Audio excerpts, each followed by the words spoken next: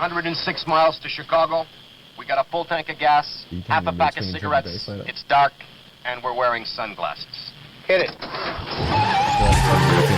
Good morning, Vietnam! I ripped ass. Let's get this show on the road. Before you say anything, prepare to shut the fuck up. Threw me. I ripped ass at the ATM. See, I told you it's going. It's muted out. Love it! I didn't hear it. Nice! Maybe one of my earphones is fucked on. Sit back, relax, sounded like and a enjoy irrelevant platitudes. 5, 4, 3, 2, 1, fire. Happy Friday, everyone. Welcome to episode number 62 of Irrelevant Platitudes. We are your hosts, Peter Benici and... Jimmy Walks and... I'm not a host. And you can be a host today. Guest Stephanie host. Lynch. Bringing you all irrelevant I've never actually done this before. Bring you a relevant commentary on all things pop culture and relationships. Perfect. You know, we started it a second time, so you don't talk over the intro, and you talked over the intro again. That's my thing. That's my signature move. To be hello, autistic man in the house. Well, I What didn't think up? I talked over it well enough the first time, and you wanted me to speak over it. When Shay was on, you guys had a full-blown fucking conversation. I always over do the it. entire It's start. what I do. Then I realized I could just put the intro back over the top of it. No, don't that do would it. fit. It's No. part of the thing. It's like Do you coming think out of the yeah. gates. It's like, we're coming out of the gates. It kind of battling. humanizes it a little bit. I don't even think about it. I just make... No, we know you don't think about it because you fucking openly talk about it over all the time. Yeah. But I guess today we've got Steph in to talk about some pretty fucking important stuff. We usually talk shit and we kind of have a bit of a laugh. I'm definitely probably going to take the piss quite a bit. Good. So trigger warning. Good. But would you like me to do the intro that I have here? Would you like to? Yeah, lead them please. in? Go nuts. All right. Actually, you know what? Before we get into that, how have you been? It's been a few weeks since you've been on. You're on all the time. Oh, You're basically a staple, thanks. Oh, part of the furniture. mate. Yeah. That's nice. Yeah, good, thanks. Selling into life. Moved into a new house. You did the big move. Yeah. The whole 4 streets down the road. 4 streets across. Yeah, it was fucking traumatizing. New house, Wow. 4 streets away, and there's a new boyfriend I hear as well. Excuse me? It's this new same boyfriend that you got back Does it together make him with. new if we break up and then get back together again? Well, just as much as moving 4 streets away. I love this is the James, I'm going to put you on the spot while it's recording and live to see what happens. That's so fine. You're That's so toxic, fine. bro. Yeah. Do I have any toxic grabs? Same but different. But Same, no. same but different. Yeah. In that you've got him more under the thumb now than you did. Oh my God. It's not. What do you think I am? Some sort of man eater? Okay, no, I don't. No, the first thing when we walked in, I think you was saying "Mum's here" or something, and you started bossing people around. So I've just got Mum's this. No. Correction. She was bossing you around. Yeah, And no one else. valid. But I really sprung into action after that happened, didn't I? That's all right. What So did that make you do? you've moved. You're in the new house. Yes. You went to a gig last week. You've been living it up. You've been working. You've been doing everything. What gig did you my go friend? to? Oh, my housemate's gig that got cancelled. My name is Steph too, who decided to call us Yeah. during Fat Boy Slim. Which is That's all so right. cute. So when we moved in Mm. and we finally finished the big move, we got a little bottle of rosé, which in case you didn't know, is the beverage that you can drink all day. And so we sat on the side It's of the the road. basic bitch drink of choice. Fucking oath. They spilled that my loud fucking for you drink. guys? Jesus, I'll it really turn it down. blew me out of my It's seat. so good. Oh yes, it did. Anyway, Anyway, my pointless story is we sat in the front of the driveway and it's a very busy street in terms of neighbours just going to The do new stuff. one. So we met all of them and they were like, See. what's your name? And I was like, oh, I'm Steph. And they were like, are you that? And she's like, oh, I'm also Steph. Yeah. And we've have been thus coined by our street, the Stephs. yeah, fucking oath. So now when people see us on the street, they go, Stephs. How creative of It's them. great. How No, did they fuck come you. up? We They love must have been it. up all night thinking of that name. We love it. We just like being acknowledged as the Stephs. when It we kind of walk around. adds volume if you have someone else with you. You're like the Voltron of Steph. There's What's 2 of you now. Do you know what Voltron Voltron the is? Pokemon. Oh my God, no. So That's Voltron was an Volbeats. 80s cartoon series where they were space people Mm. that got into cats. And then when the cats connected, they turned into what officially is Power Rangers now. Yeah. But, If you saw it, you'd be Sorry, like, you I know expect what me to that know is. about this? Why? If you because saw you're it, not you would that know. much younger than me. If you saw 5 it, years, It's not that much. If you saw It's Voltron, Voltron-ish. you'd be like, oh, that thing. Yeah. Your older brother would have had some toys. You would have seen them around somewhere. 5 years was a long time to me. Yeah. When I was negative 5 years on this planet. You know, Infinite. just because I'm a stickler and a nerd, you have to Oh, actually here we see go. what Voltron looks like. Yeah, the Pokemon. Defender of the universe. Stop saying Pokemon. That thing. Oh, Yeah. it's a Digimon. No. So to everyone watching, there you go. I've just Power given it- Rangers is passable, but even Power Rangers is not passable. Predates Oh, Power Rangers. All right, so Teenage it that's looks like Mutant Optimus Ninja, Prime. Ninja Turtles. And each one of those guys is like a very cool- different TV series, and they love Each the one of those Ninja guys Boys. is like a jaguar and a tiger and a fucking whatever. I get And it. he's It's got like this Transformers. big sword. Pretty Animorphs. much. It's Yeah. got very much got an Optimus Prime feel. Yu-Gi-Oh. But I guess we've got you on today because this topic's very close to your heart. I'm trying to keep us on point these days. We're going to keep them under an hour. Should we go back? Under an hour? Yep, under an hour. Oh, sweet. We'll see how we go. We'll Yeah, see how okay. we go. But yeah, so today's episode, just to give everyone a quick breakdown, is in this episode we explore the impact of filters on women's self-image and how it affects their perception of beauty standards. We'll discuss how the use of filters in photos and videos has influenced the beauty industry and causing a rise in eating disorders and cosmetic surgeries like BBLs. What the fuck is a BBL? Yeah, I've heard Is that like fat ass thing? Brazilian butt lift. Yeah, it's where they put fat in your bum. Very well coined by Yeah. the Kardashians, Khloe, Kim. Ah. I don't think Kourtney's had one, but yeah, rose to its prominence by the Kardashians Yeah. and has now become fairly commonplace for everyday Joe Blogs to go down and get So you can fat get them. sucked off his stomach and pumped into his ass. Really?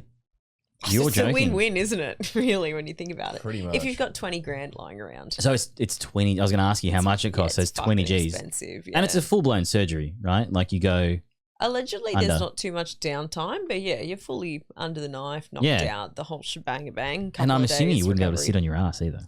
To be, well, you wouldn't. You've been cut open and injected with your fat. Yeah. No, you'd want to be on your stomach for But yeah, I a guess while. so. More for what we're going to look into is we're going to have a quite candid chat about how these sort of things online have set this weird standard. And you've been fucking on TV and things like that, and I guess that is kind of where it's most prevalent these days. Seeing kind of these ridiculous standards where you'll go onto something like Love Island, everyone has a fucking 6-pack. And they're fucking stunning 24/7. Yep. They're covered in shit tattoos. Yeah, tell me about it. And you've got to maintain that. I guess before we do the drink of the week, what makes this kind of resonate with you more? Is it because you're seeing it more and more these days, or is it impacting people around you? I feel both. I Yeah. feel like it's so under the nose. I cannot open my phone now without scrolling and immediately seeing photo after photo, reel after reel videos now with AI editing that are just a complete fabrication of So the truth. they've got AI algorithms for the thing now. Is that right? Videos, you can transform your figure into this hourglass shape that is in no way a representation of what you look like in person, but on the Depends on- internet you can be anything. It depends on how you actually what you bring into the AI, but yes. I don't think but they're also so obvious as well. Like as soon as you see them. To people with Mm. an eye for it. Mm. A guy once showed me a picture from Hinge of this girl, and I was like, oh my God, her photo's just been edited into oblivion. He was like, what? And I was like, can you not tell that like a skin smooth, eyes are big, she's got edited makeup? Well, because we don't know. He's like, nope. And Yeah. so I took a picture of myself Mm. and then I ran it through the Facetune filter that, beautifies it or whatever. Mm. And I sent them to him and I said, can you tell the difference between these two photos? And he said, no, not really. And I think that's a common thing. I think some people don't see it. In sci-fi they've and got a this thing is called the problem. thingy game. They've got a thing called the uncanny valley in like if you're a nerd and you like Blade Runner or something like that, they have Yeah. this thing about replicants and them having a uncanny valley. So when they get more robots, if they're not realistic, we'll believe in them. But when they get quite realistic, there's something inside of us that detects this is a little bit too human-like, but not like a human. Right. And that's the effect I get with the AI. Like when the first thing I saw was Sean posted a whole bunch of these AI things. And the first moment I saw them, I'm like, this cunt's face is symmetrical. His skin's So it perfect. completely There's reshapes your face. Amy's saying, "Hey." Hey, hi, Amy. So what had happened, just to clue people in, because in the edit they'll get this and there'll be like a slight little jump. When we went live, Did I say the R word again? Or? No. When we went live, it didn't go live, so that's why no one was jumping on, because it wasn't fucking live, even though I hit the live button. Oh. It's okay if you hit it 4 times, it goes live. So I did. When I went live, it stopped recording and fucking. Oh, You got to that's hit why it 4 times before it wasn't goes showing live. up No. on the I channel. only pressed it once, brother. We schooled everyone on fucking Voltron. I was being facetious. No, that's all in there. That's all Okay. recorded. So I but, guess the point, my point within thank you, your point, my right? friend. Not everyone picks is it up. Meta yes, points. and do you know who doesn't pick it up? Your 13-year-old girls. That's valid. That's Yeah, 'cause terrifying. then they And try that- to get that ideal. That is a huge fucking problem for adolescents right now. Yep. You're a 13-year-old girl at home. You've got a phone. You're obsessed with it. You can't put it down. And what you're getting is curated feeds of adult women who have then edited their photos to look like, and you're like, I want to be like that. Yeah. All of a sudden, this girl who's edited her photos to fit some unrealistic standard that doesn't exist is now selling you BCAAs, a protein powder, a diet, some sort of fad trend, so you can look like her. Yep. You're never going to look like her, but you don't understand that. And Also, you it's could just created this toxic system that women in particular, and scarily enough, men. It's guys now Buy too. into Yeah. it. And men is almost so where women always and have always for decades now, where, you know, times have changed. You know, back in the day, it was a voluptuous, curvy figure that was the ideal beauty standard. Now it's the bone thin women, and that trend is That was that hung around swap, for a right? while. And it's kind of terrifying that I don't know why, but people are allowing the Kardashians to dictate body types. You're seeing it again 'Cause now. they've got gone on the skinny. They're Ozempic. removing their boobs. Yeah. The Ozempic. Have you heard the Ozempic shit now? So they use what? they use a diabetes medication to suppress appetite and lose weight. Solid. But it's not just, it's literally everyone that's cutting weight at the moment that's a celebrity is using Ozempic. Yeah. That's a trend. Yeah. And the Kardashians are all doing it. It's all been confirmed that they do it. But they never address it directly, and they always No. push these bullshit standards that pump their business. Their Spanx, that brand of clothing they had, was to literally like it was Skims. it's Skims. Yeah, My bad. Skims. But I say Spanx because they're Spanx, right? Spanx and look. They're just fancy Spanx. Similar concept. The same as skins in essence, but yeah, it's like got little bands of fucking tighter thing to lift your ass up and all that. So the main thing you want to take out today, though, is like we really want to kind of cover, I guess, why a lot of people feel like they have to do it, and the impact not just on people of our age, but how it's basically cooking all the generations after us, especially with shit like TikTok and stuff, where you'll keep, because it's such small bites. You don't even see that a filter's been used. Does TikTok show that it uses filters like Instagram does? I don't know. I had to delete TikTok. The clock app's gone. Clock app gone. No. Clock app bad. But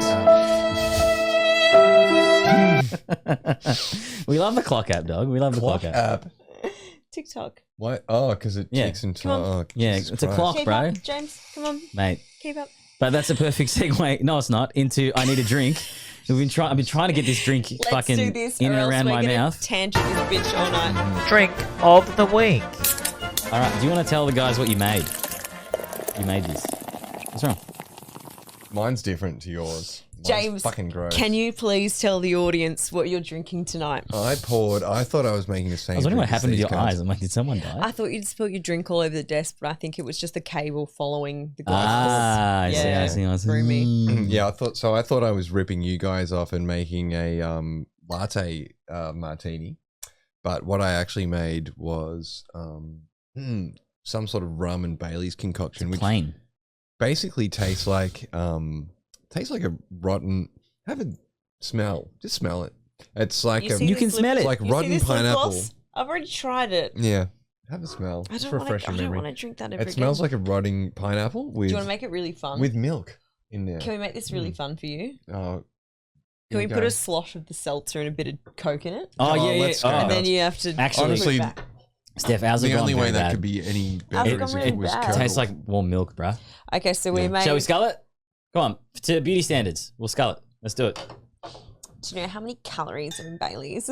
To cooked beauty standards, guys. Oh my god. Let it not be a thing anymore. That was it. Ah. Oh my god. Well, that's a lot of milk. Fucked. I promise you, whatever we just drank was much better than what James just I think experienced. so. I gross. think so. Oh. Reminds me of the time. It's about 4 years But hey, old. we've got a new studio this week as well. Yeah. That's hopefully going to be a thing going forward. Refurbs. Steph and James basically saved me from having a panic attack and helped set up the cameras and stuff today. So thanks, guys, man. for coming down and doing that. You're just concentrating. I'm just concentrating. But all right, so we're going to hit segment 1, right? This is going to cover the evolution of filters and their effect on women's self-image. And can I please just cut in here and Go. say that the intention for this podcast is not to belittle anyone. It's No. not to make anyone feel bad about their behaviors. This, in my eyes, is an awareness piece. Yes. This is maybe for others to rethink their practices and maybe think about what they're putting out in the social world and I how think it it's does huge. affect others, because social media is so fucking influential these days. Like, Well, you're it's- on it so much, man. Like, It's it's every full minute you on. have to fill doing nothing, which is quite a lot. Yeah, It's with you all day, every day. yeah. And it is important to understand that, you know, a lot of the stuff you're seeing, even, look, if you're kind of okay with posting that stuff, we're all going to have kids, whether or not we do it. Yeah. That's a bit of a vague statement. You know, in 8 to 9 years, at least having the knowledge to pass on to your kids. Imagine kids in fucking high school. Like, that's terrifying, man. Like, if you're I was so fat in high school, man. Like, it would have been an absolute fucking, if there was Tinder, if there was Instagram, I think, I mean, I played You video could games. just use Facetune. I've got a pretty enough face. I don't need to use it. But I would have totally withdrawn more than I did already. When you've got all this extra stuff that you can't escape. Oh, okay. Hang on. No, Is that it? Is that an ad? That's a bot. Okay. Yeah. Mitch, can I just ask you to swing your chair more? Would you like me to come around on the Yeah, side? I want you to be. Thank you. All right, so we'll hit the Oh, topic. no, I fucked it. The rest of it, yeah, fuck it. If you're just leaning back in the chair, that'd be Christmas. Like that? Yeah, that's perfect. Oh, thanks. thanks, I know you'll mate. edit this out, so. I'm not gonna. I'm gonna leave it in there. He's anti-edited. Amy, mate, if I had to come Of age. of age at a time with social media, I would have been an impatient for sure. And Amy, I kind of wanted you here tonight because you're in the belly of the beast, right? Mhm. Like, Mm. can I hit you guys with a fact here? Yeah. How, in terms of a percentage, a number from 2000 to 2018, what do you think the rise of people getting Botox was, displayed as a percentage over that period of time? So What was the increase? Oh, the increase. The increase would be something in the order of 1 to 10,000%, I think. Yeah, I think it would have. Yeah, it would have fucking skyrocketed. Because I guess I mean, huge. It'd be, I'm going to check the number so that Yeah. I'm giving the right number here. The year 2000, right? And it's in the mid mainstream to now, late right? 90s, there was fuck all of that going on. Yeah. And then in that window that you've just specified, Mm-hmm. that shit took off. And now it seems to be at an absurd level. Well, because it's I don't even think normalized. Let me just check It's that I've normalized even- now. Like it's almost weird if you don't get it, which is terrifying. Totally. That I think for me, I guess the big thing that I look for in partners and things like that is like a genuine comfort with yourself. And if you want to do it for self-improvement, you know, that's, I think, something that's totally fine. And if it's for you, that's cool. But I think a lot of people do it as sort of like a Band-Aid for like a lot of self-confidence issues and things like that. Like, It is. if I yeah. have the flawless skin, you know, if I have this, if I have that, the things that I see, I will feel okay. But why did you get that feeling in the first place? Oh, It's 'cause they're because you were Yeah. barraged with pictures of I perfect thought you asked me that question. I'm like, but I didn't get that feeling. because you were consuming this media all Mm. day and all you see is someone's best, then perfect, this Yeah. fake distortion of what they really look like. And so, okay, so back to my quizzical question. So from Yeah. 2000 to Yeah, what was the stat? 2018, just take a stab at the number, James. You're right. It is between 1 and 1,000%. Fuck The me. increase of Botox procedures? Almost unquantifiable. It's like they're incomparable because they're proportionally it was so small before the year 2000, and then after that it's like 1,000%. I'd say probably close to 600 to 700%. 845% increase in the number of Botox procedures. You know what it was? The insider information and scoop that I have Amy, was I'm looking at you.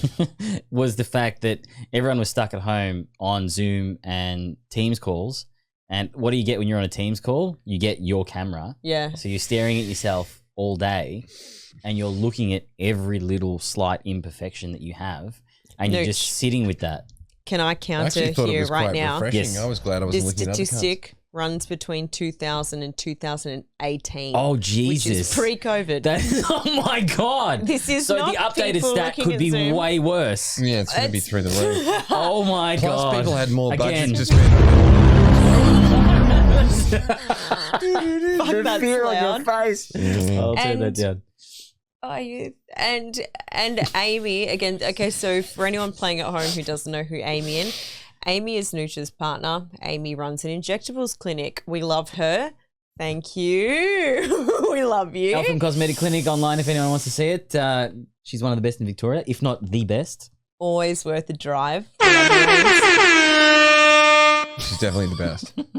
Thank you. And so, 100%. Love you, Doug. No doubt about it. what we've heard is that something upwards of 60-70% of patients are coming in with a photo of themselves which has been edited on Snapchat or they're like, Instagram "I wanna using look a like filter that." and they've said this is what I want to look like. Oh my God. And there is no doubt in my mind that Amy has had this at work. Oh, No yeah, doubt at all. guaranteed. Sure. She'll tell us about it in about 7.5 It's seconds. sickening. I think that's 7 to 8.5 swiping seconds, time. the exact Plus delay. swiping I think time. it's about 76% of patients coming in with a filtered photo and Why saying, wouldn't how you? can It's I look just the like same this? as if you get your fucking house painted and you're like, oh, we got into this app and we mocked up what we want it to look like. Your fucking house doesn't have an eating disorder. Your Yeah. house isn't suicidal. Valid. They could just get a picture of someone they want to look like and go on to look like this bitch. Well, you see Like, I this, went the to things this online, right? person. Where like there's the dude that wanted to look like not Michael Jackson. Not Michael It Jackson. was fuck. It's gonna escape me now. But so you see these people that want these ridiculous transformations. Amy said And then- 100%. Sorry. That's 100% of clients. We should have timed it. We would have known. that's so fucking crazy. They do. So they bring in the photos As and if they wouldn't. Like, what's the what better point of reference than what you want your face to look like? You're like, I want it to look like this. Okay, but how harmful Yeah. is it for you to go home, put a filter on and think, yeah, it's gettable or God, doable. Yeah. I if look I so go- much better like that. This, and it's, Yeah. A way that I could put have it it. is when I did. So I wanted to get a new haircut, and I went into the hairdresser. I had to get a haircut, right? Oh my God, Can yeah. we get a sound here? For fuck's sake! I don't, go no, I keep haven't even going. said I don't- anything, and it's already fucking. It was the- fait accompli that it's the gonna be best shit. thing that I can bring to this podcast is that I got a haircut. That wasn't what I was saying. I love this is one of James's triggers that he gets cut off before he can display his point. When I got a Can haircut, confirm I don't have anything that goes into I need a haircut. I don't blame you for not having a the sound, but intro. you don't have like This is what you scissors. Like, do it again. You don't have a. No, but got the haircut. I had to get a haircut. Analogy that's gonna fail. I Yeah. had to get a haircut, and the girl that I was with was like, "You have to get a haircut before you meet my family." Right? Wait. Was this Nikki? No. Who the fuck said you had to get a haircut before you meet her family? Who else would be that fucking crazy? Jem. She's like, "You're not coming to fucking Byron Bay meeting my family." Be like, do your And so parents you- know what you do for a job? so you get a haircut. These names have been changed for privacy reasons, of course. Absolutely, they have for legal fucking reasons. No, you're fine. This isn't airing till the Aren't we- 7th of fucking June, is it? Great. I think we're fine. Good. She's gonna be at the event, so we'll just be like, hey. Yeah. So basically she was like, here's a fucking Pinterest, and there was a whole bunch of pictures of haircuts which were absolutely unachievable with the person with the head of hair that I've got. But I knew that that was her MO in a sense, that she was going to be like, I want to look like this, and go in with pictures and go, this is what I want to look like. And I understand that to a certain extent. And it's not, I mean, she was a massive problem, but that in and of itself is not a massive problem. If you go in there and go, I want to look like someone who I don't look anything like, you've got unrealistic expectations, and I get that. But if you just like, I've got this look or this aesthetic in mind, and I just want to look like that, the skinny bitch, or like Yeah, I think whatever. it's always the clear jawline, the flawless Thanks, forehead. Amy. Thank you. Yeah, And- thanks for Thanks, noticing. And The it skin? is the but the skin is something that I guess You've noticed, but it's not your isn't as favourite feature. toxic because you can actually eat better, drink more water. I'm doing my like the best. basics will kind of help you with that. You've kind of got Amy here because I hear all the stuff that she talks about anyway. But the more hectic stuff would be, adding cheeks when you physically don't have cheeks, or adding features that your face genetically doesn't suit. So the bigger lips on someone with a different face looks odd, but it's something that they want because the filter will draw the face in and accentuate. that is actually Buckle- one thing You've that- got the buckle fat, if I'm pronouncing think that I said right. accentuate. Buckle fat removing now. What's the That's fucking actually word that slim I'm the looking whole for? face. Accentuate. Thank you. Sorry. Yes. That was Okay, actually but the thing that came from that same crazy person. Was she'd gone to get cosmetic surgery, and the person who did it was not someone who listens to what your order is. It's someone who looks at your face and goes, right, I've looked at your face. I know about faces. This makes you look masculine. This is a fucking problem. If you put some this, then your face would look a lot more feminine. And that's actually what the bread and butter of the cosmetic surgery that she got was on recommendation of someone who was like, if you did this, your face would look more feminine. If you did this, it would take away from your big fucking square lollipop head, Yeah. whatever. There's no mask I'm just trying to emotions here. throw Yeah. Clearly this bitch, I'm trying to fucking... I wish I had the let the bodies hit the floor. Let the bodies hit the floor. I'm sorry, can I please circle back to your comment though about how here's a Pinterest board of these haircuts. Yeah. Go and get one of these. You could peel this back and think this woman has got these fucking preconceived notions about what you should look like. That it's her in the intention. insecurity has now poured on to It's- you, but- whereas go and get this and look like this. But Like, also, how like- hard is she on herself? But if also, she's well, pouring onto you? she was very narcissistic and perfectionist, so that Sounds like element's it. true.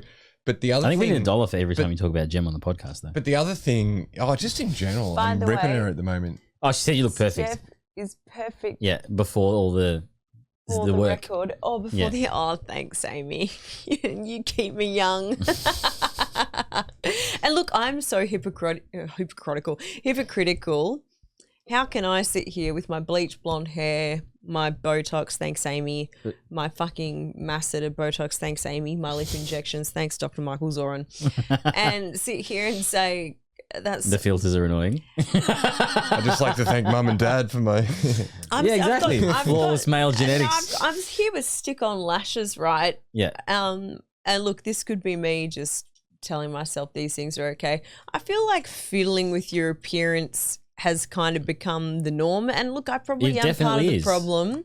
I think it's fine. But I think got a when pair you've of socks in taken my when joints you've right now. taken an app to slim down your nose, to Yeah. juicy up your lips, to slim your jawline, to then make your waist this unachievable size, to broaden your hips and juice Yeah. up your ass, like you don't actually look like that. I think it depends, right? I think for someone like the Kardashians, right? Because you'll see there'll be they'll Photoshop themselves and it'll be revealed. They're like, oh look at this fucking thing in Yeah. the background. These lines are It's like the bent, yeah, the she's curve, made the curve narrow, lines a and waist stuff. narrow, and I understand that because their money, they're just like rich socialites. They don't do anything for their money other than just be them, right? Yeah. So I understand it for them. It's an investment, effectively. Yeah, but That's where their it's- brand. where it's Yeah. and it is, and that's their Yeah. fucking business, and that's fucked, And- and it's a bad influence for And in everyone. Kim Kardashian, it was literally her fucking business. But it Am I right, literally boys? is-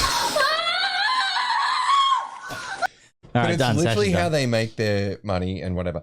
But for the bitch at home who's just like, oh, I'm just like a stripper, fucking two nights a week, and it's going to increase my value and my brand, which is the same thing as the Kardashians, but it's significantly smaller time. Where it comes down to if it's a problem or not is what their intention is, and if someone believes, because people would say this, but they don't believe it, and they say, "Oh, I'm just doing this to increase my sale value when I'm dancing, for example. Mm. You know, they're like, I'm doing this because my look is It's my the business. It's the same deal. and I'm Same selling business, my yeah. look, right? And so that part's fine. But when they actually start to get down to believing that that's a tangible difference is where it becomes a problem. So it's the intention of the thing. Where someone's like, I can significantly change myself and that has any currency is where it's a problem. I think that's what Steph's getting to is that it is that. Mm. Is that these changes effectively do become them.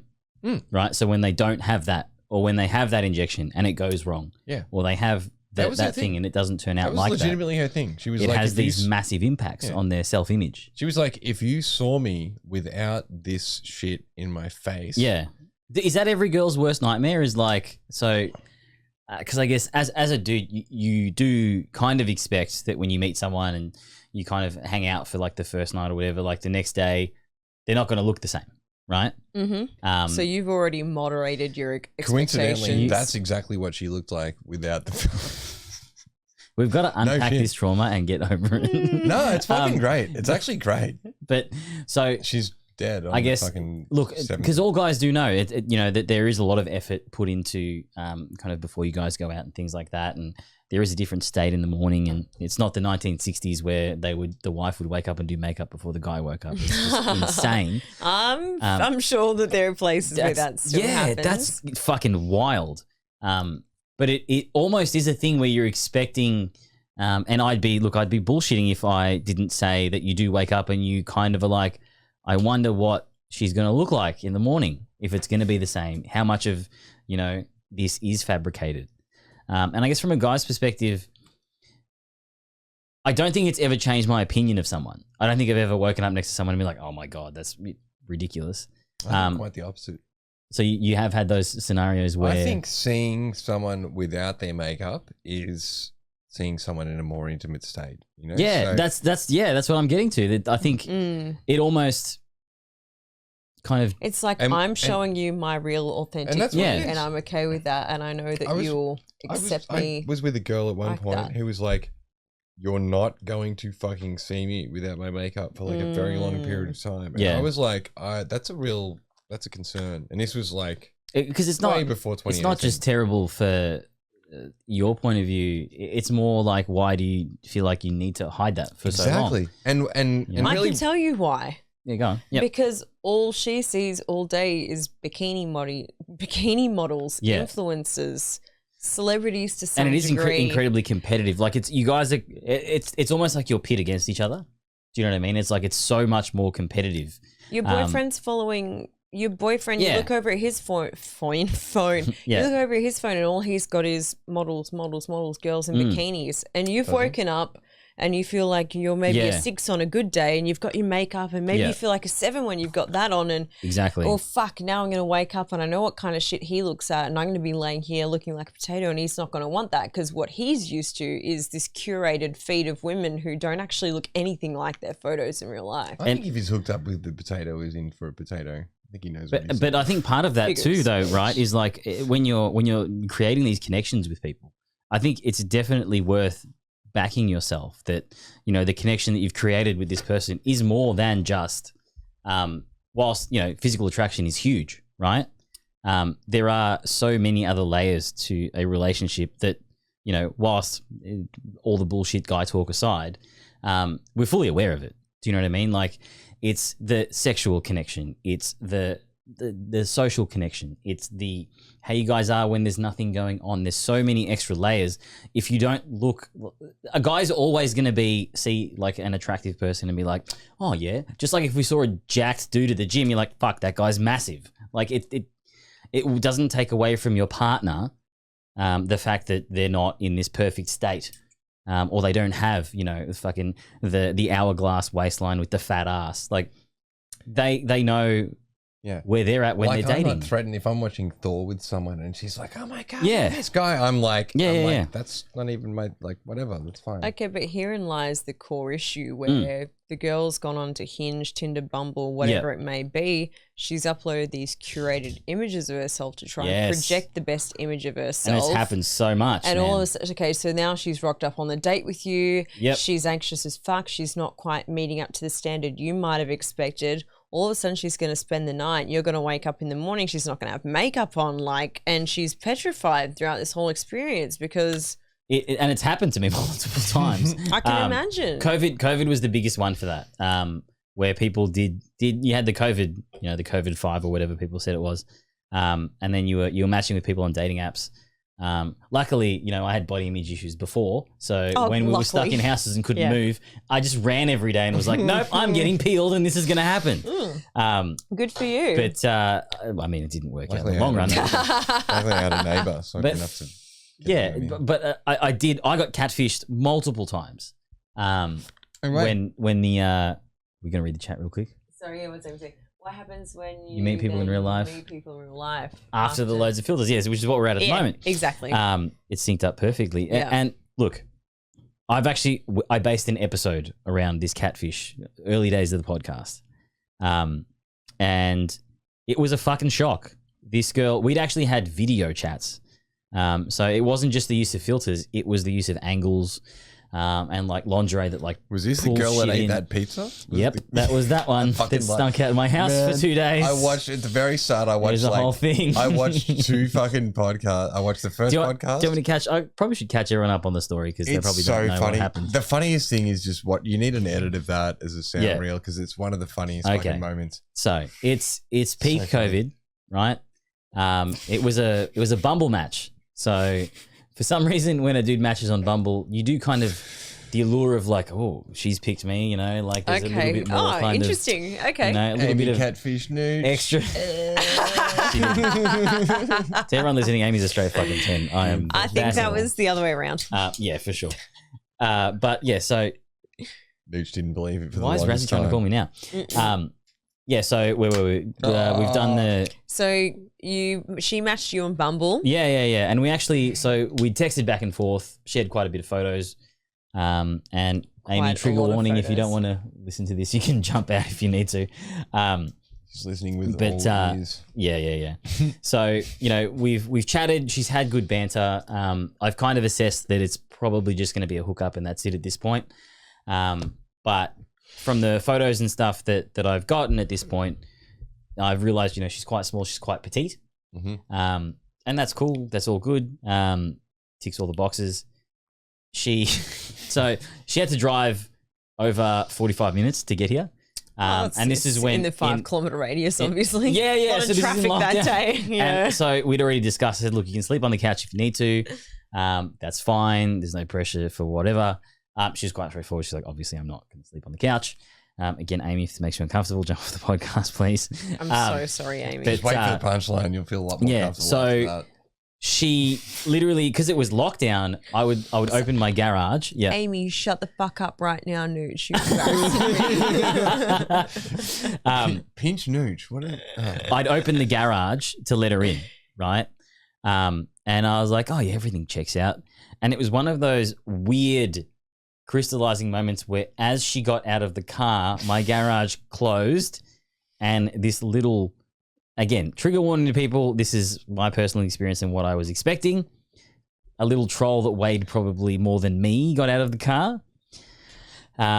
Anyway, I was like, okay, so I've obviously been fucked in this scenario. This is ridiculous, but I'm not going to make someone feel bad like we're about to have, a genuine hang session.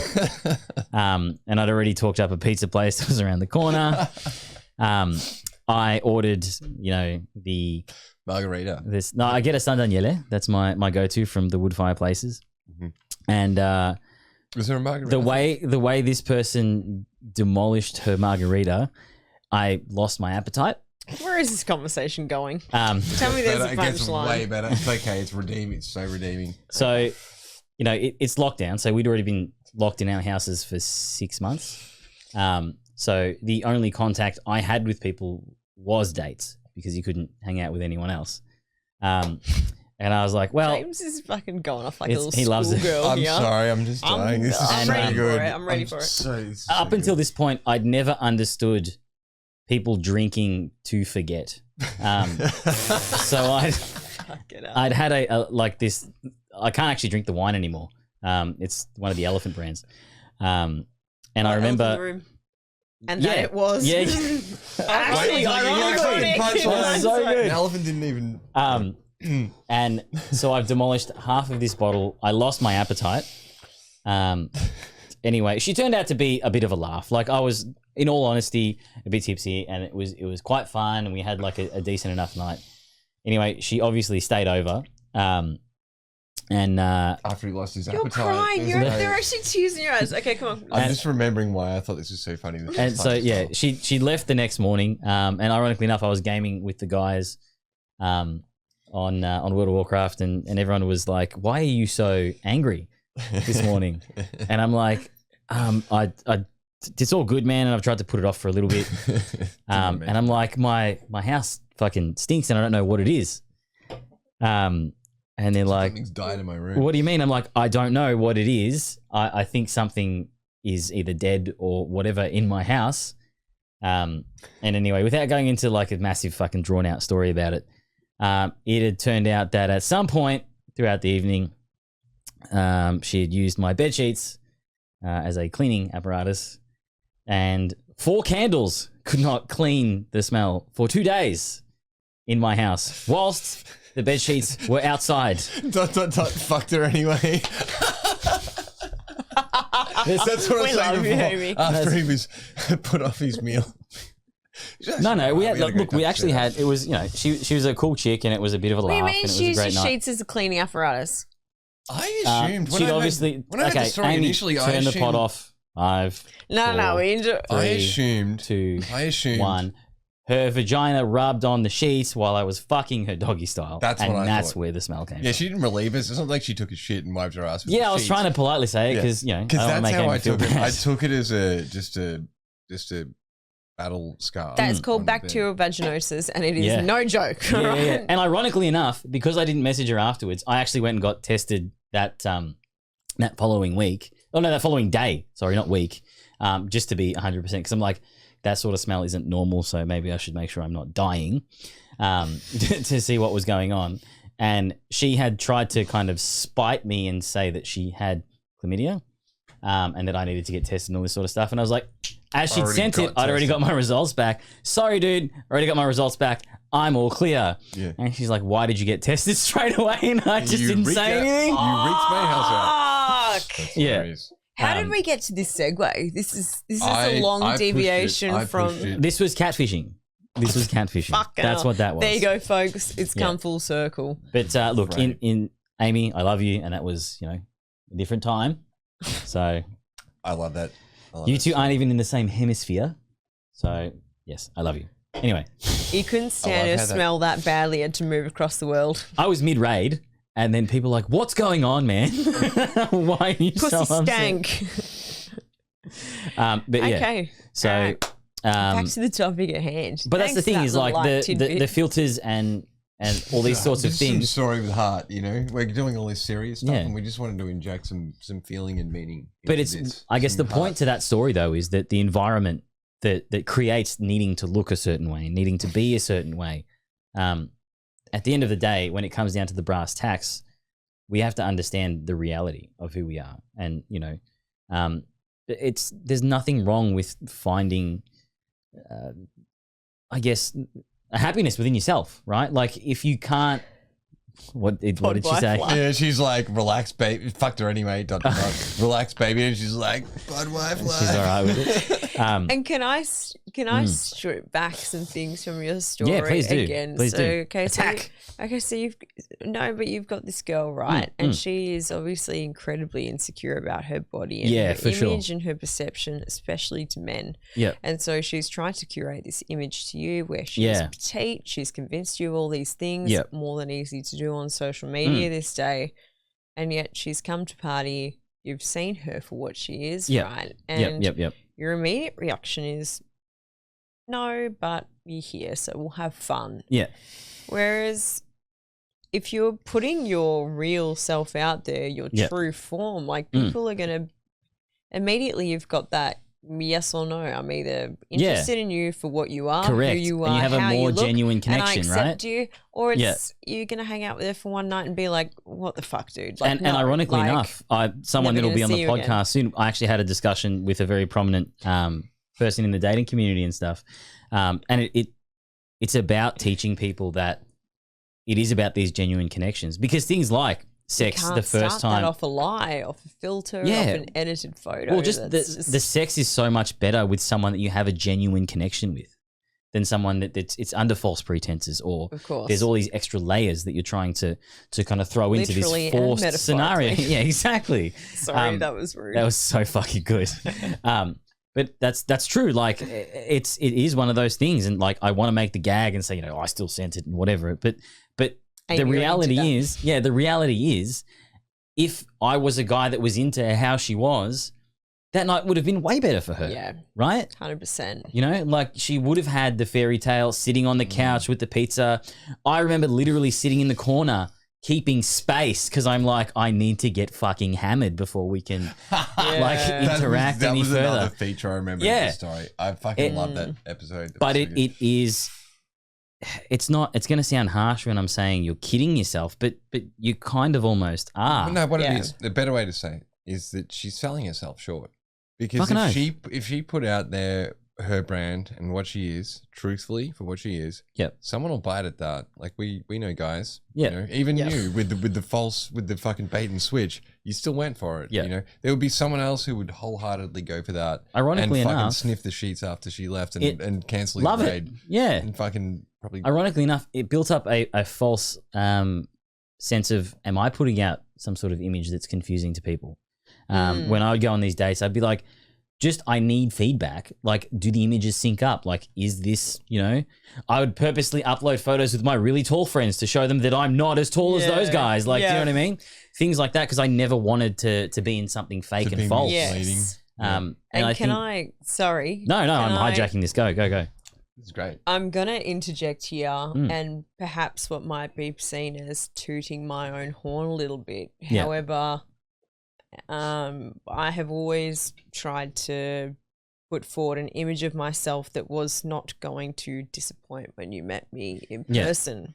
I'm not going to upload photos where I look amazing all the time. I always put a stupid one where I look funny. I think you showed me one of your early Tinder profiles that was fucking hilarious. Just like a stupid photo of myself, like just in case you're wondering, like this is what you're going to wake up to the next taking day. herself too seriously, or does she know? No, and I feel like through Hinge and dating, like I've always kind of found like-minded people and had good dates off the back of you rock up and you go, this is what I expected, this is what I expect this girl to be like. And I'm not saying that I am perfect. I'm saying I'm sitting here with bleach blonde hair and Botox and lip fillers, and I'm saying that that's part of the problem too. I'm still, as much as I'm aware of these things and aware of what I'm seeing, and it doesn't influence me as much as it might to a girl who's 16. Yeah. But I'm still, I see the Kardashians, I see Kim, she's 42, she doesn't have a wrinkle in the sky. I start to see crow's feet and I go, oh my God, I need to get rid of those.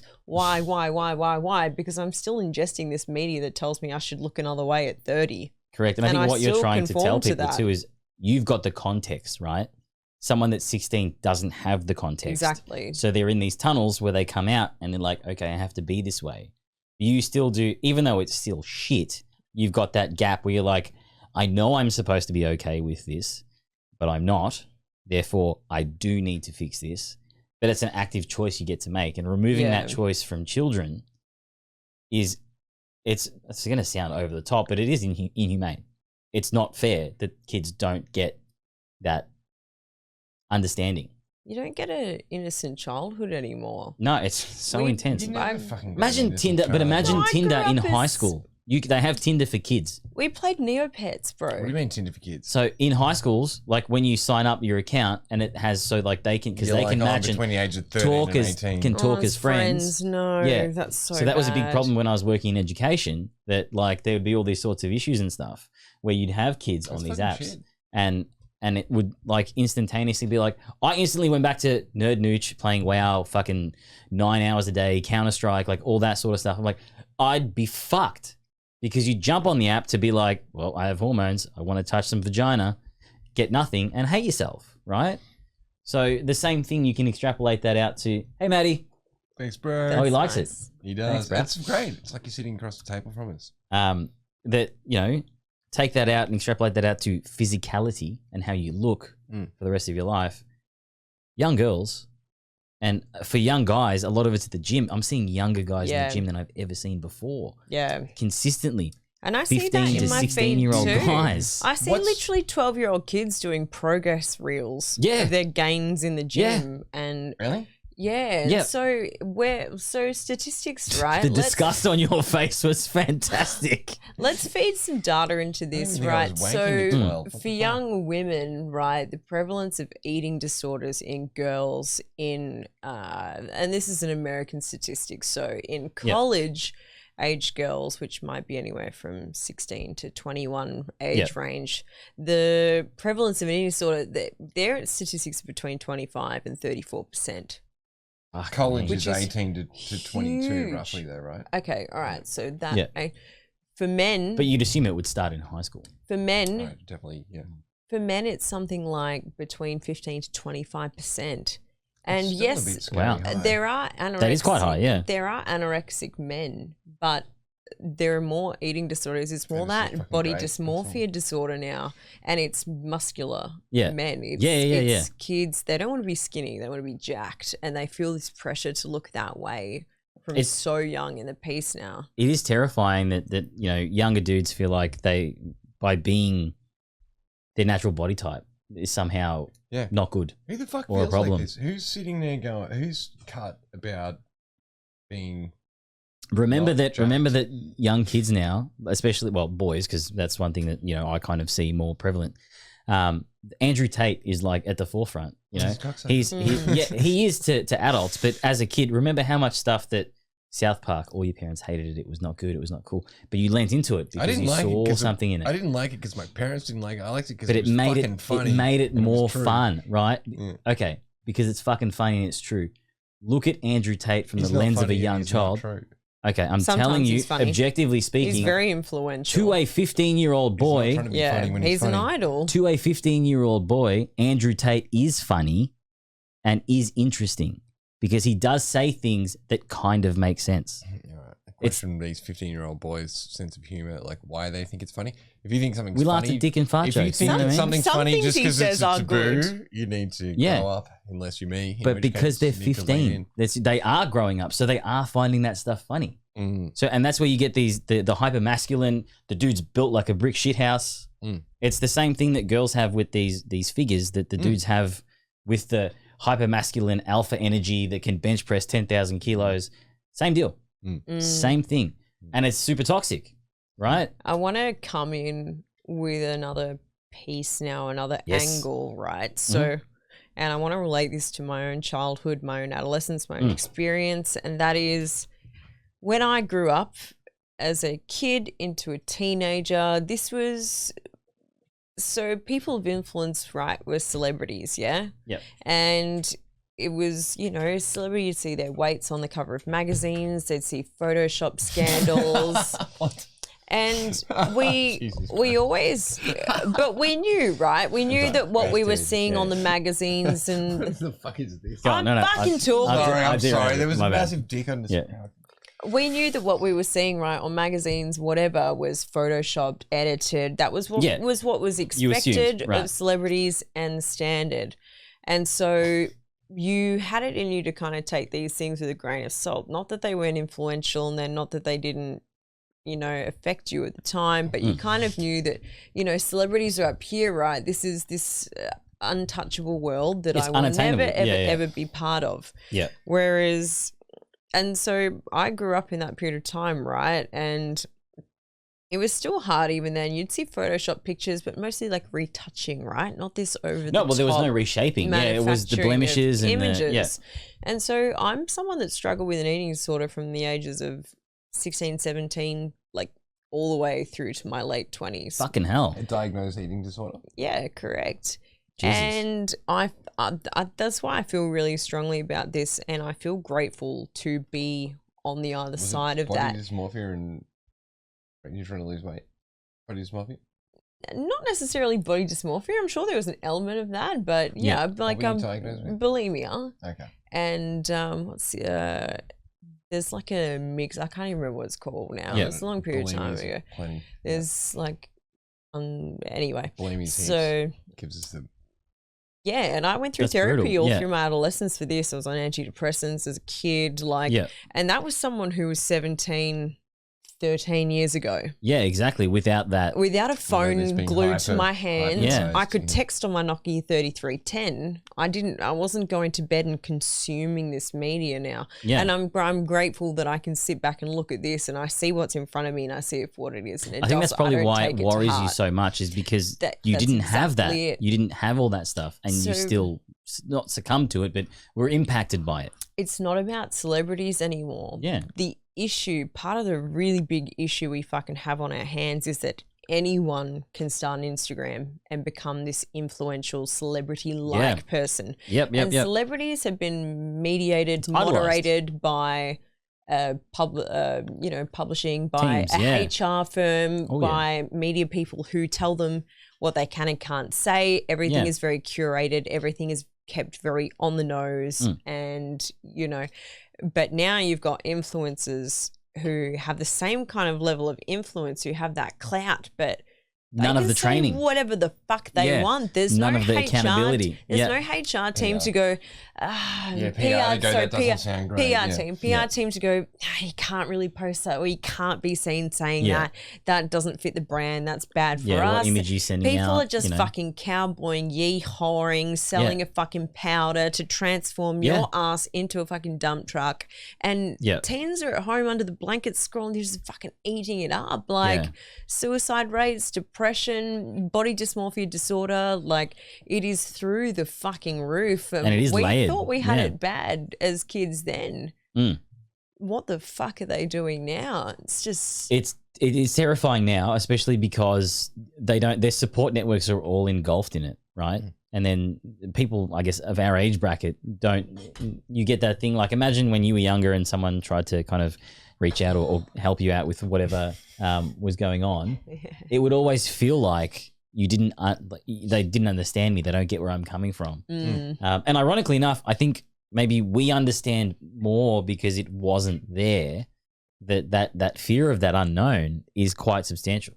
So, look, I do hope we don't have any young listeners, but if anyone has access to anyone that's quite young, is to reach out and My to younger see brother how they're listens doing. sometimes. He's in his early to mid 20s. That's what I'm saying. But we're looking at He's a like young the listener. Like 16 teens. to 18, man. Like, And I'd the- love to the loop formative this back stuff. to what you listen. said before, when we very first started this podcast. You were like, what about having kids? What about my kids growing up in 9 to 13 years when they get a mobile phone? Yeah, right? as an IT guy, I'm terrified, and I'm probably the best equipped to control that device.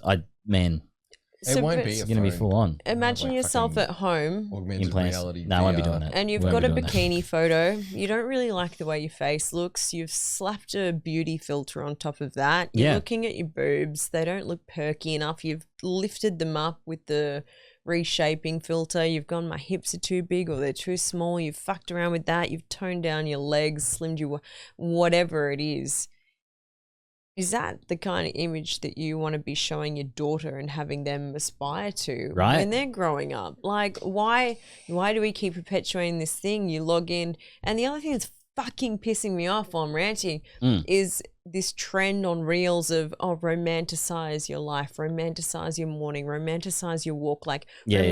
Everything's an can ad we stop effectively. fucking romanticizing everything? Yeah. Because you watch someone's morning routine, you're like, oh my god, my life's not thing- anything like that.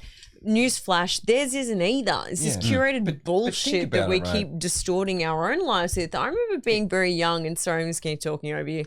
I remember being very, or like maybe younger, and watching these reels, like, oh, these people, they get up and they go to Pilates and they fucking make a nice lunch and blah, blah, blah. Yeah. And I'd be like, oh my god, my life's nothing like that. I just What age get bracket- out. It's fucking their life, I though. get That's it. the silliest thing. Is someone's getting up there, right? They've seen these real we'll say real, but they're also fake celebrities who are like, oh, this is my life and this is my brand, right? So they're just emulating that, right? So just because an influencer emulates that, it doesn't mean shit. And that person gets up in the morning and goes, what do I need? I need to photograph my food and I need to be sitting on a set up thing my with some blue thing. tripod. I'm going to do my makeup at 6 a.m. And I'm going to make it look just like this. And they know that they're curating this bullshit brand image that they're just selling to you, right? So that's not a problem because that's what their brand is. They're selling it to you. It's a risk that people are going to see that and take it for fucking someone's life, which Kim Kardashian's life as she presents it isn't Kim Kardashian's life as she presents it. I mean, even if you watch the TV show where we fully get that it's not a real thing. But so then the problem then is in the people who buy into that as though it's a real life that they could aspire to. Yeah, Matt's so one of the listeners right now, he's got 2 younger daughters that would be coming into that space at the moment. But so what age bracket was that for you when you were having those issues? Probably even maybe only 5 years ago when all these kinds of things. So 25, 26. And probably I was still more self-aware about it. I was certainly more self-aware than what I would expect a 17-year-old girl to be. Especially you, more than most girls, being involved in the online space. Was this pre or post batch? No, pre-batch. It's just day in the life kind of shit that makes me think, well, I get out of bed when my alarm sounds for the 8th time. I rush to work. I look like shit. I work for the man. I come home. I'm so knackered that I just lay in bed and do whatever until it's time to go to sleep. I'm like, my life is shit. I'm like, look at this girl. She's living. She's on a jet ski, she's paragliding, she's fucking on vacation, she's on a boat, like, and what am I doing? Like, I was like, but that's not reality. That's that's the 1%. That's the cream of the crop. Might live like that, but even then, so like a Kim Kardashian, that's not really her life, and yet we always try and live up to this standard that is just not real. Like, I think that's why conversations like this are so important, because you do need to have those chats with, like, you know, Matt's a fairly switched on guy and he'll probably definitely be having these chats with his girls. But I think it's very important that, you know, Matt. I was like, when you do meet those younger people, you do see them on their phones and stuff. My cousin's kids and all that shit at Christmas, mate, they're stuck on their devices fucking the entire time.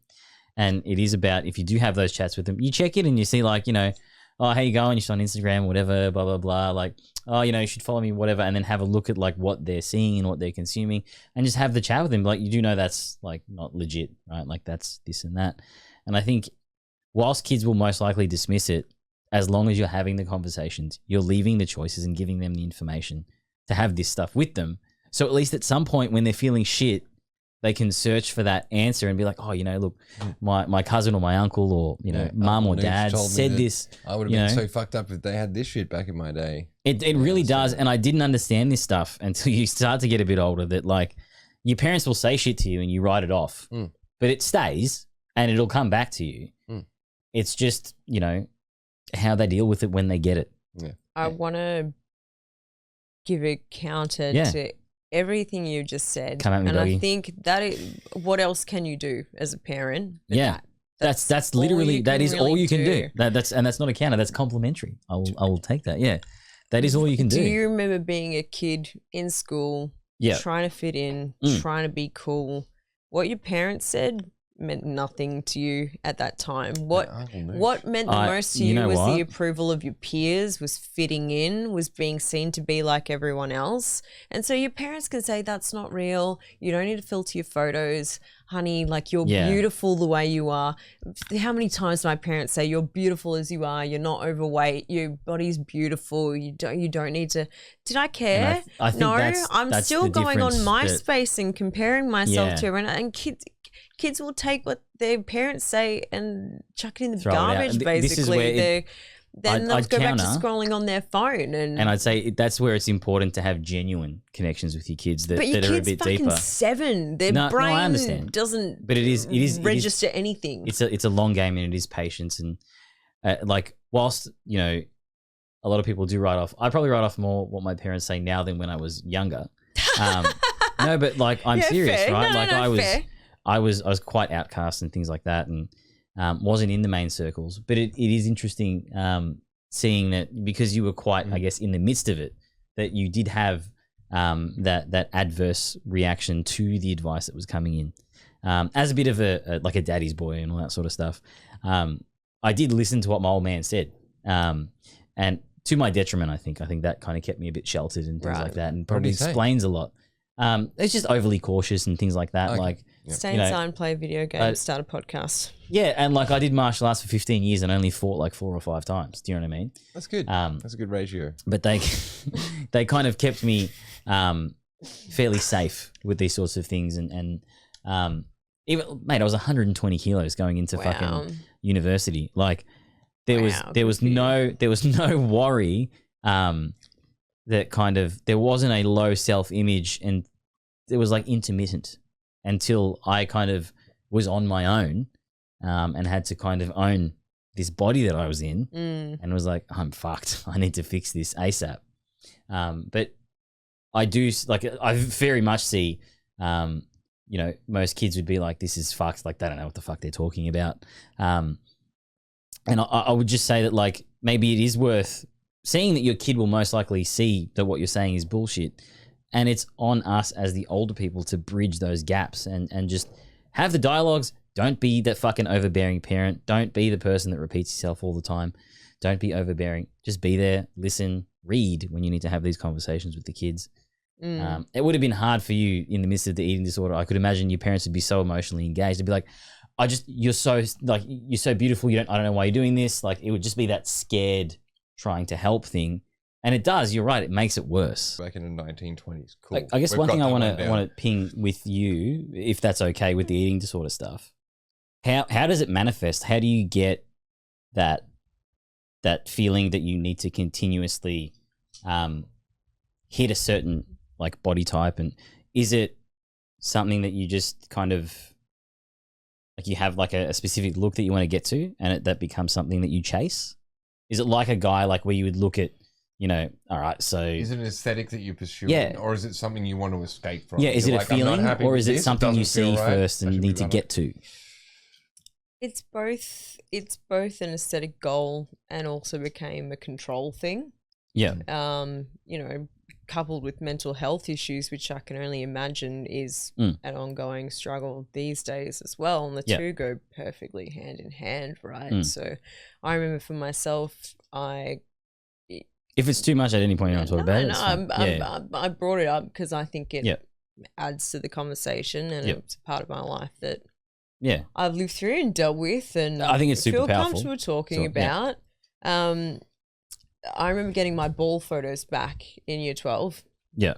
And I was the heaviest I've ever been, and I'm not going to name what weight that was because I don't want that to be triggering for anyone else. But it was the heaviest that I'd ever been, and I saw the photos and I looked at them and I said, oh my God, I'm disgusting. And as a fat kid, that's it. Yeah, it's hard. A lot of photos, a lot of like, honestly, like even now, like switching angles and stuff, it gets triggering if you have an image and your mental image doesn't marry up with the external, whether it's right or wrong. It just hurts, right? Like, it just sucks. And it's just this black hole of yuck that you kind of almost can't escape, I guess, when you're in that mindset, right? It does feel shit. And I get 100% what you're talking about. I didn't mean to cut you off, but no, yeah, you're it's fine. very true. Yeah. Shit. And I remember even using that word disgusting to my mum, and it broke her heart. Yeah. She was like, you are not That'd disgusting, Steph. She was like, I can't believe you're using such hateful Strong language about yourself. And it's weird because it's all that resonates for you when because you're always really honest with yourself. And it's not that it's visceral, it's just that's how it feels. And my mum could have said anything. Yeah. You're not disgusting. Why are you saying that about yourself? That's just... Because the hard part is that it's a feeling. It didn't matter to me. I'd seen the photos. I'd made the decision. That was how I interpreted, and that was how I felt. And I started purging. I started throwing up. I thought, I need to get on top of this. I need to control this. This is the way I'm going to do it. What made you think that bringing your food up, like how did you make that connection? It's a good question, and I don't remember the correlation. I don't know at what point. I do recall that, and that was probably the peak of my eating disorder. It was probably 17 to 19, and I remember I would get onto Tumblr and I'd start looking up like Pro-Ana and like, you know, those pro anorexia hashtags. Whoa, really? Yeah, and I'd look at these images of skinny women that would fuel my desire to become thin like That'd be them. moderated now for sure. You can't search that hashtag anymore. There's all sorts of bans around that. Yeah, fair enough. It was wild that was okay at any point. Yeah. Yeah, and then 19, I went through a period of anorexia, short-lived, and about 3 months. It was following my first ever breakup, and I became like horrifically thin. And I remember like I would wear big clothing to try and hide it from my parents, and like I wouldn't go out to work lunches because I didn't want to eat with people. And my boss at the time even called me out on it. She was like, do you not want to come because you don't want to eat? She was so condescending, but she obviously picked up on it. People say that to me. They're like, oh, you're so skinny and you fucking went to the bathroom after lunch. And I'm like, yes, when you say that. Just jealous. But you know, that you're so hyper fixated in this mindset, like, and it's a all goal, I thought almost. was I need to become thinner. I need to see the scale go down and down and down and down and down. And I can't imagine if I try and put myself in that headspace that I was in that period of my life, and then think about what social media is like now and the comparisons I'd be drawing, like, fuck me, I probably would have died. It could be so hyper compressed now because there is all of this extra stuff in like that boiling pot, you know?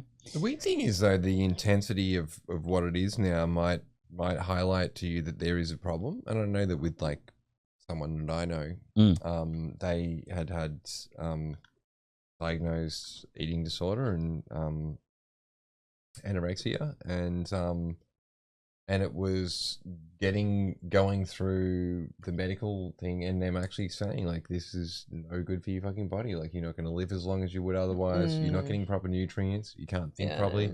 You can't live properly. You know, you feel fucking depressed all the time. Well, this is part of it. You know, this is part of that whole complex. And that was sort of the thing that enabled them. And of the mental health issues that this person had, this was a fucking treatable one. You know, they actually know how to treat this, where there's some other mental health disorders that are a lot more difficult to treat. This person has BPD as well, and they were like, well, fuck, good luck with that, but we can help you with the eating disorder. You know? So I think that the intensity of it isn't necessarily always bad. Like, it sucks, but it also would be enough to push some people over the edge, where some people would have been below that threshold and just kept with it for a long period of time. Look, I mean, that would make it more easier to treat, because it pushes it out that way. But I guess looking at this as kind of the scale and the breadth of what it is, looking into ways of how you would kind of manage it and promote like the healthy self-image. How did you come out of the hole? Like, was it treated through therapy? Was it? So, like, this is something that was on and off for me for more than a decade, like a good. So there's no real clear way 12 out. years. When was the last time that this was it? When did you kick this for good in essence? I'm not saying that I have, and I think anyone who's had an eating disorder and struggled with it for a long time would also understand what I'm saying, in that it's kind of always there. It's not necessarily something you learn to live with. It's just, does anyone ever shake it 100%? I don't think so. Sometimes there's really dark thoughts come. Sometimes there's really stressful periods of life come, and it almost becomes like this devil on your shoulder who's sometimes there for you. Yeah. And so this is not as big a problem as it is for me as it once was. But I'm not saying that there wouldn't be a time when I'd resort to getting that low and having an episode or whatever you might want to call it. But I feel that, you know, somewhere along the way, the priority of looking after myself, making sure I'm getting nutrients, wanting to be healthy, not wanting to feel lethargic all the time, and kind of just learning to accept my body. And I have to say, there is a big movement at the moment on social media, which is very much where I'm coming from, this point of discussion that is, why do you care if you've got a bit of extra flab on your stomach? In 50 years, you're going to be worried about your achy back. You're not going to be thinking about how you punish yourself and your body to look a certain way. All those shit tattoos that you got all over yourself. So I need to start an anti-tattoo removal company. I almost want to credit going on reality TV. I was going to ask you how how did that go with all of that? It was hard. You're stuck to in a watch. house with chicks that are fucking paper thin. There's guaranteed to be at least 5 to 7 eating disorders in there. And I threw up during The Bachelor. Certainly, you eating shit. They make you eat meals right before any kind of event that they film.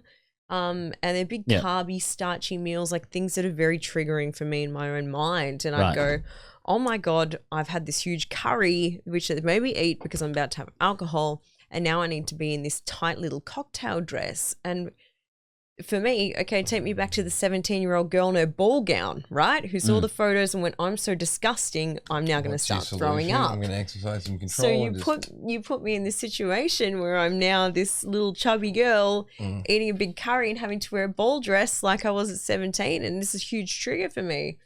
And well, just in general, it's kind of interesting that they're the choices that they're making on production with catering and things like that. It would be interesting to see if all shows have the same catering and it's just like a blanket thing, or if it's just something they pay no mind to. And especially if your entire, like a large portion of that show. I mean, when Abby Chatfield was on there, she's spoken about it before. Her eating disorder was completely at its peak. Yeah. You're having these girls on there and then making them eat this sort of food. Is no one paying any attention to these sorts of things when it's primarily a show staffed with 20 girls and 2 guys? Like, I think my eating disorder hit its peak, and I should say disordered eating because I haven't been diagnosed. But I think my disordered eating peaks when I was with someone who also had an eating. Yeah, I've heard that before. Yeah, Lil said the same thing. Really fueled like the whole because you're with someone who's got. And I won't even say the same ideal because my disordered eating isn't the same. Right? Yeah. You're in the same mindset. Yeah. And you've literally got someone who's, most people will be like, oh shit, dude, you're a bit skinny. Like you should do some exercise, you put some weight, you should do something like that. You've literally got someone who's like, I actually think that your skinniness is actually kind of good. I actually think that we kind of match each other. And it's like kind of cool. That's so fucking terrible. If you ever have, to anyone listening right now, if you ever have a partner that mentions how they look and how that complements them, or sorry, how you look and how that complements them, please take that as that there is a problem in your dynamic and you need to speak to someone about it. No partner should ever compliment or comment on your appearance and say how that then benefits them in any way. That's so fucked. Yeah, it's also a good that someone would say that to you. Narcissistic tendencies, because almost any narcissist that is not normal and that is not okay. Accessory. I'm not big for these like ranty type sort of grandstandy type shit, but that's normal. People don't say that shit. Yeah, I think your partner's your partner. Yeah, I think how it appeals to someone, an aesthetic. And I think that how it appeals to someone is like that. Oh, we look hot together. It's like simply just on that lowest level. Yeah, and you're like, oh yeah, you know. And that's the thing too with the EDs and stuff as well, like the bulimia and all this sort of stuff. A person that needs you at a certain weight to be with you. The words I want to say I can't say on the podcast, but they aren't people that anyone should be dating. They've got stuff that they need to address and they need to work on. It's supposed to be a comedy podcast, but is it wrong of me to have said to Matt the other night that I hope our children pop out with a tiny little set of washboard abs? As a joke, I think it's cute. Like it's, you know, everyone wants shredded babies and things like that. But there's context, right? The focus is on the washboard abs in that statement, I don't think. I'm going to double back to what we were talking about before, because this topic is just so robust. There's so many layers to this conversation that we could literally sit here for probably a month straight and not run out of things to talk about. But I was mentioning this show in relation to my body image, right? And a lot of how I felt stemmed down to the image that I wanted to project, right? And in periods of time in my life where I've been really thin or slimmer. So was it a specific TV show or talking about The Batch? Yeah, talking about my experience going on the show and how that's affected my mentality now around my own body image. Periods of time where I have been slimmer and, you know, really proud of my body and like I'm lucky enough to have the figure where I have wide hips, right? So if Yep. I lose weight, then I always have the coveted thigh gap, right? Yep. And in periods of time where I have been like that, I'll post photos, I'll put like, and I'm happy to do that, right? Because I'm people are going to see this, they're going to see that I'm slim, they're going to love it, I get lots of likes, la la la la, endorphin, serotonin off posting, right? After doing The Bachelor and coming off it and people being like, what are you going to do? What are you doing with the platform? What do you want to be? You start, I'm like, but I just don't want any of that, right? And these are kind of like the key and the lock to me unpiecing this whole thing, right? Is like, if I'm not posting pictures of myself and I'm not taking these selfies and like, I don't have a full body length mirror in my room now, which I also might add, I think is very helpful because I'm not body checking myself when I get up in the morning. I'm not taking off my pajamas and going, do I look slim this morning? How's my stomach look? Mirrors all through the fucking house, and that didn't help the image. Because and I think you guys are right. It does promote healthy self-image. Not having that always available. Weren't there anymore. I was legit like, how much are those fucking mirrors? And I went and looked up like dance mirrors because I'm like, I'm not gonna be able to fucking check myself out when I'm moving around. And then I was like, that's actually fucking hard. And I wasn't looking at myself going, geez, you look great. Nor was it looking at myself it's going, oh, this or right? that. And she was like a fucking bird. Like she'd just be like watching herself in the mirror, and it's like a huge narcissistic trait. But I realized that afterwards. I was like, why am I looking at myself more? Why do I care more? And I don't care specifically. I'm not like, this is too whatever. But I'm just paying attention to my own image. And it's like that thing when someone starts with saying, "You look good," or "We look good together," then all of a sudden you're like, "Oh, okay." Shit, now I'm hyper aware of it. And that's really what narcissist was, wasn't it? He saw his reflection in the pond and was like. So did you find that a turning point, like the non full length mirrors and stuff not being around you? I needed it back. I literally went through a period of time and I'm like, I need these fucking things back, and then I didn't get them because they're like $300 each. I was like, that's $900 worth of mirrors. I can't have that. I can't see myself. It's going to cost too much. And then after that, I also realized. It was actually Lil came over and I had all these weights written down the board and I was like, oh, she's like, what's this shit? And like my weight's like clearly tending downward. And she's like, what's this? And I'm like, oh, I'm just making sure I'm not losing too much weight. Oh my gosh. And I like literally in my own head, I was like, yeah, fucking, I'm losing weight and I'm just making sure I'm not losing too much weight. And then she's like, oh, this is dangerous. And I was like, yeah, fuck that off. And I like scrubbed it off. And then I remember like still continuously secretly tracking my weight. And I had to stop, and I was like, you're still doing it. Like, I don't care what you think you're fucking doing. Do you know what I Check in. Why are you doing it? And I checked in with it, and I was like, oh, you secretly want to fit into that. And I was like, oh, shit, okay. And I had this jacket thing, and I remember hitting the point where I could hit the jacket.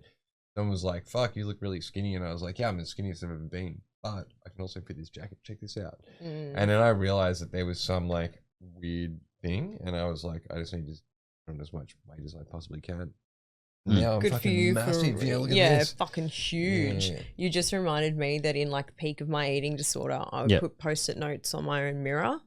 Yeah. And each post-it note had a weight on it. And so anytime I would lose a kilo, the post-it note would come down. And it was down to my goal weight of, I'm not going to say because it's triggering. And I would take it and I would just look at myself in the mirror, analyzing every inch of my body. And anytime I would hit the next goal, the next kilo, I'd take this like, what the fuck is that? Yeah. But so my point from this is a lot of wanting to be slimmer and all that kind of stuff stems from this like, oh, I want to be like everyone else. I want to post a photo and get lots of likes. I want to feel like I look slim and I have something to aspire to. You want to attain to that. As soon as I stripped back this whole idea of I want to be like that, I was like, well, I don't want to be like that. So why do I care about starving myself and making myself throw up? And you know, like if you throw up, you're just going to feel hungry in an hour's time. Now if I overeat on something, I'm just like, I've just got to sit with this feeling. It is what it is. It's not going to make me put on a kilo overnight. I've just got to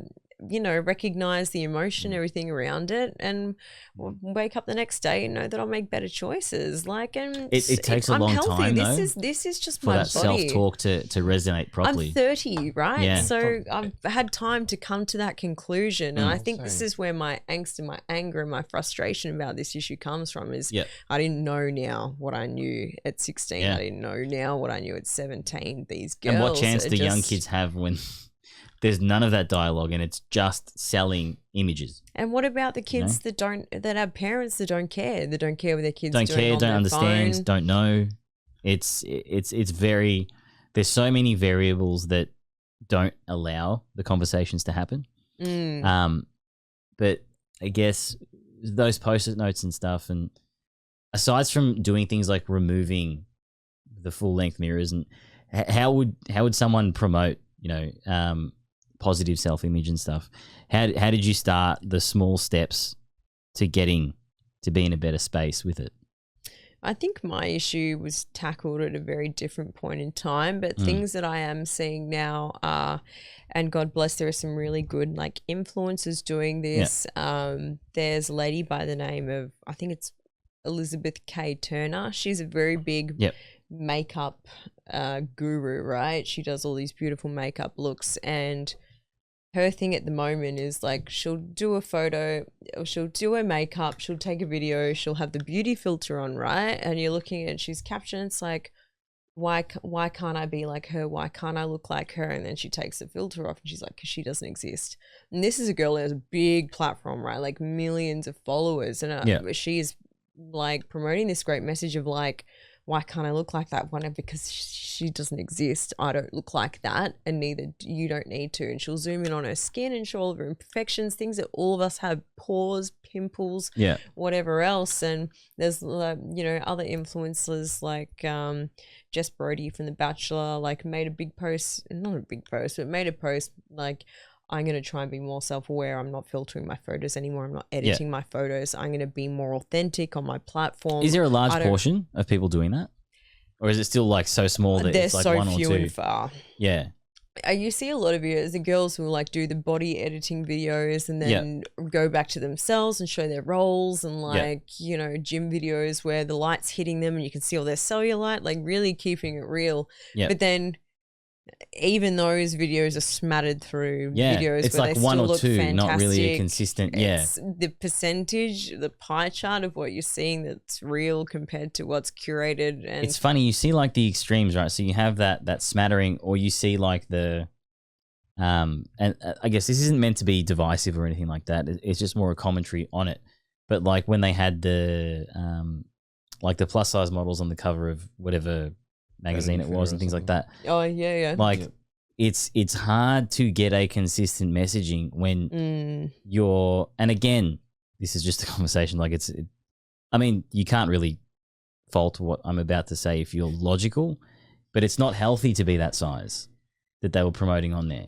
So this you is can't going to go on a whole different tangent, this topic of conversation. Yeah, no, I understand, and that's why I'm controlling where it goes. Yeah. But the point of that was to say that we don't have anything that lands in the middle. You have this extreme of that everything's okay, or this other extreme of that nothing is okay. And it's all about, It's like the the fake. ads. It's about the too much or the none. It's like the ads. It's either full of white people or there's no white people. Yeah. And you're like, fucking come on, guys. Like, No, but you're this not is- hitting the but fucking And that's what feel I'm trying to like- get at is where is this middle ground? The middle ground is if I hop onto my stories and I want to take a video and I'm talking to you and I don't have a filter on, you're seeing me as I am, without tan, with my dirty hair, whatever. Like how most of the people are when they're sitting at home scrolling through. these Bella's videos. actually really good at that. That's most of her content is completely unfiltered and just her. Yeah. And people like. And I've since gone through my own Instagram and I'm so guilty of it. I've face-tuned my photos. Yeah. I've made myself look slimmer. I've, used the blur effect and minimized my pores and made my chin look smooth and whatever. But I've made a conscious effort to go back through and remove and archive any of those photos that I edited. Yeah. I don't want to be part of that problem that says I'm perfect all the time and this is what you should look like, because I don't look like that. Where's the line between putting a filter on to make your face look thinner and putting on some, cut the cheeks a little bit and make it For sure. And I do those things. I'm sitting here with a fake lash on because I know I'm going to be on camera. Yeah. I've got whatever makeup on, and I try to wear less makeup these days, but we're also and makeup in my generation growing up is always like a expression of creativity, right? It's like, well, yeah, look at it now. Like it's bigger than it's ever been. Like there's mechas everywhere, and you know, and you can make yourself look different, you know, for a night.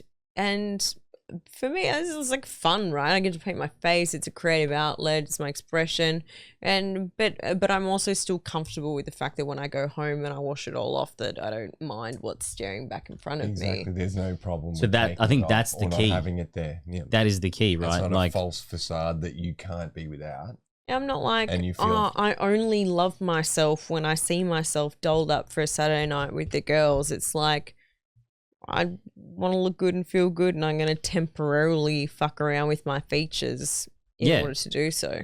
Right, and the photographer's at the club takes a photo, or my friend takes a photo and she wants to put it on my story.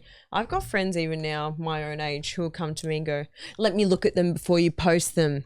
No, send it to me so I can edit it. That outside that gay club in the western suburbs that time. Yeah, because I was checking the angle. Yeah, I was like, let me look at it so I can see you.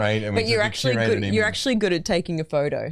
You're actually good at holding the camera and checking this. So no, I respect you for that. But that wasn't. Let me look at it. Delete it. I cannot let that photo physically go anywhere because I'm so embarrassed of how people might interpret it.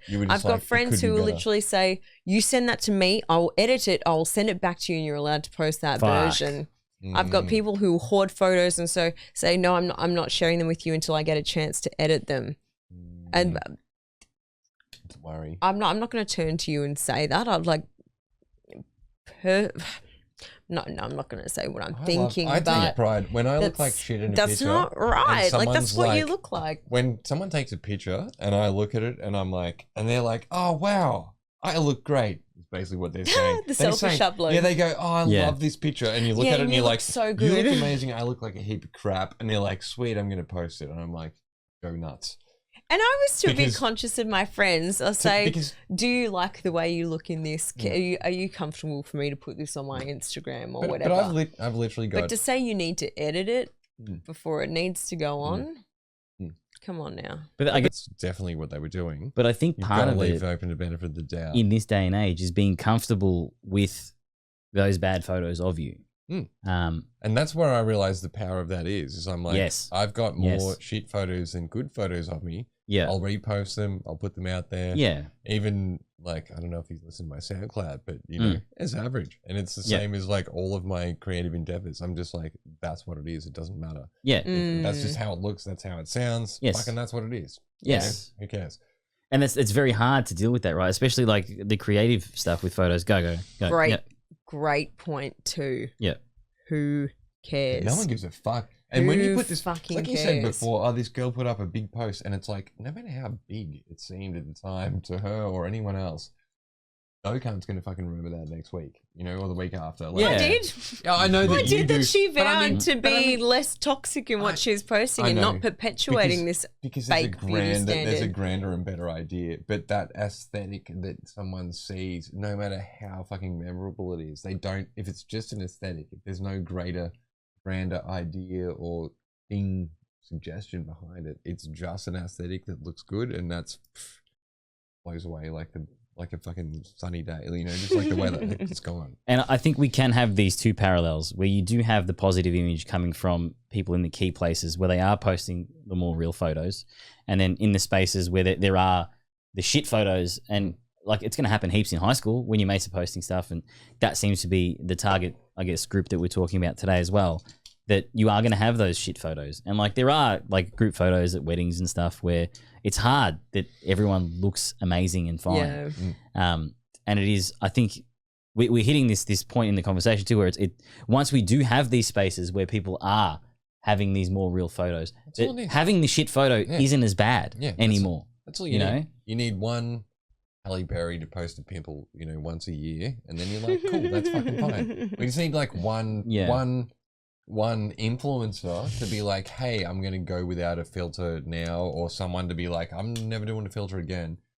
just to re-ground you in reality and go, right, okay, this is all fucking garbage, because it is, but we just forget that. You know, we prescribe to these you do. these spheres of influence, and You're almost drawn to like the sexiness of the perfect photo, the sexiness of, you know, looking like something that really, you know, it's not you, but like, oh, but I looked like it, so it's kind of me. Yeah.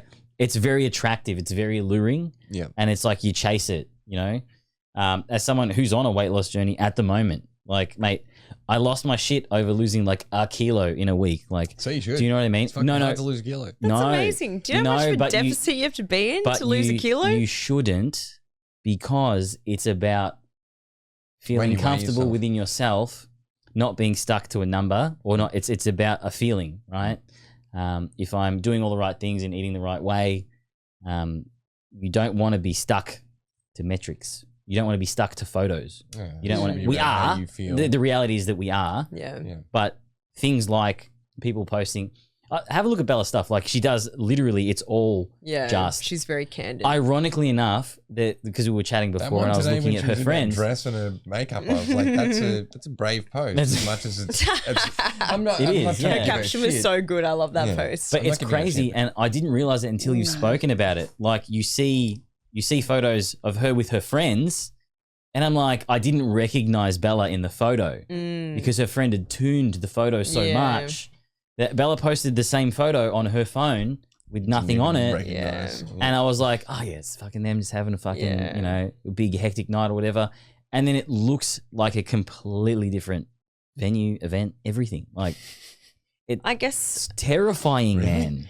To kind of line these pictures. I want to. Yeah, I can. Yeah, 100%. I guess like a thought that I want to put out there, like for anyone who's thinking about what they're going to post or what they're going to edit, is you might be in your own bubble sitting at home thinking, oh, I can tweak this photo and I can make my nose look amazing and I can make my lips look amazing and I can make all of this look perfect, and then I'm going to put it out there and I'm going to feel so good about myself because I'm going to look like this amazing version of myself and everyone's going to give me praise, right? But the flip side of that coin is someone at the receiving end of that media is going to consume it and they're going to think, wow, look at Bob. He looks so perfect. He looks so amazing. Everything about him is beautiful. And here I am looking at the mirror at home going, I am disgusting. Yeah. And whilst you think you're doing something that makes you feel good, whilst you've gone to get a BBL to make yourself feel good, look at my ass, it's so bodacious. And, you know, I want to share this because I feel so good about myself. But now I'm sitting at home, little Stephanie Lynch is looking and thinking, I'm never going to have a plump ass like that.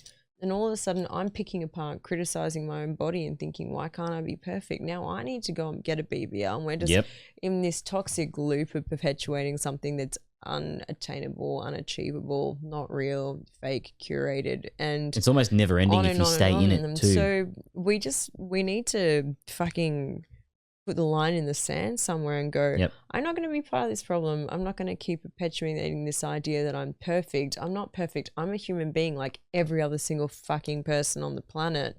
Isn't it weird that seems a foreign concept compared to what you see online? Like, everything's curated, everything's perfect. I think that's the thing when someone's posting. It's almost terrifying. Like, I get nervous you talking about it. I'm like, oh yeah, like what's that going to look like? When from someone's my profile's point of view. When someone's posting their brand and doing that, I don't think that they're always thinking about like what are these little girls gonna get influenced by this. I think that they're just putting the self it out thing. There. It is just like we said with the photos, right? It's the narcissistic thing where they're just putting out their vibe. That's why you want to have the conversation. That's what I want from this, is to people to stop in their tracks and think, hang on, what's the ripple on effect of me actually doing something like this? This behavior is actually dangerous and it's harmful. It's a very common thing that you've got an individual in a community, or some individuals, you've got an individual within a community who's doing something that's for their own good and to aggrandize themselves and make themselves feel better.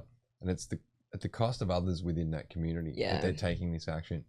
And whether that is just, you know, and it can take all sorts of forms, you know, it can just be anything that moves around you, or it can just be aggrandizing yourself at the cost of others, or it can just be aggrandizing yourself without regard to others, however severe or directed at another individual or just a general selfish move as it is, it can really have an impact on other people. I think that most people who are doing this, just like you said before, this person who's posting shit pictures of you, doesn't even fucking know that doesn't even know that they're posting shit pictures of you. They're just doing what they do to aggrandize themselves, and they just don't care about you. It's as simple as that. And it's classic. So you're right. I guess it's knowing that the people that are posting that aren't doing that to get you, but also maybe taking the step in yourself and in the circles that you do touch to do post the more real stuff, to do have the more organic sort of things up there, so that slowly over time, because it's not going to happen overnight. No, that we do get this trend where things are looking like the wedding that you went to, like all of the footage from that. I didn't see a single